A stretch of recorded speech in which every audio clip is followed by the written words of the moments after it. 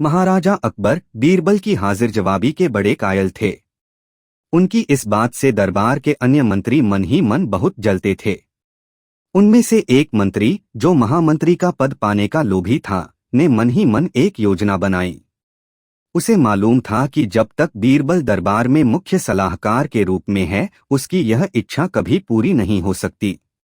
एक दिन दरबार में अकबर ने बीरबल की हाजिर जवाबी की बहुत प्रशंसा की। यह सब सुनकर उस मंत्री को बहुत गुस्सा आया। उसने महाराज से कहा कि यदि बीरबल मेरे 3 सवालों का उत्तर सही दे देता है तो मैं उसकी बुद्धिमत्ता को स्वीकार कर लूंगा, और यदि नहीं तो इससे यह सिद्ध होता है कि वह महाराज का चापलूस है।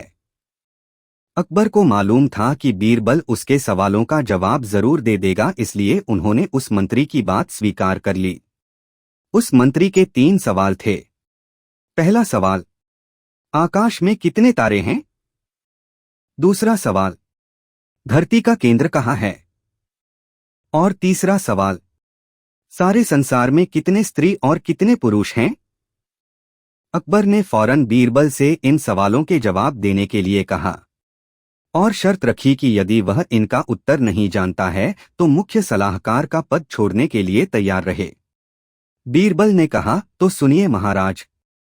पहला सवाल, बीरबल ने एक भेड़ मंगवाई और कहा, जितने बाल इस भेड़ के शरीर पर हैं, आकाश में उतने ही तारे हैं। मेरे दोस्त, गिनकर तसल्ली कर लो, बीरबल ने मंत्री की तरफ मुस्कुराते हुए कहा। दूसरा सवाल, बीरबल ने जमीन पर कुछ लकीरें खींची और कुछ हिसाब लगाया। फिर एक लोहे की छड़ मंगवाई गई और उसे एक जगह गाड़ दिया, और बीरबल ने महाराज से कहा, महाराज, बिल्कुल इसी जगह धरती का केंद्र है, चाहे तो आप स्वयं जांच लें। महाराज बोले, ठीक है, अब तीसरे सवाल के बारे में कहो। अब महाराज, तीसरे सवाल का जवाब बड़ा मुश्किल है, क्योंकि इस दुनिया में कुछ लोग ऐसे हैं जो ना तो स्त्री की श्रेणी में आते हैं और ना ही पुरुषों की श्रेणी। उनमें से कुछ लोग तो हमारे दरबार में भी उपस्थित हैं, जैसे कि ये मंत्री जी।